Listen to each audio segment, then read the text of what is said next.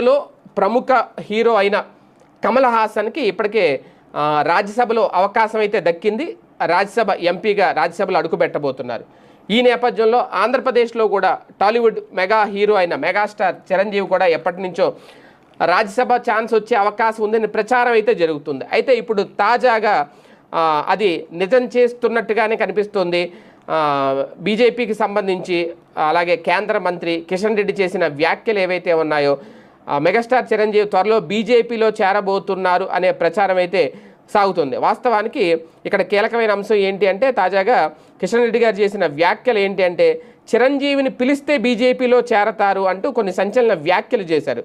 బీజేపీకి ఎంతోమంది సినీ ప్రముఖులతో మంచి మంచి సంబంధాలు ఉన్నాయి అని ఆయన అంటూ తనకు చిరంజీవి కూడా మంచి మిత్రుడని చెప్పుకున్నారు. చిరంజీవిని ఆహ్వానిస్తే కనుక బీజేపీలో చేరతారు అంటూ తన బర్త్డే టైంలో మీడియా సమావేశంలో ఆయన కొన్ని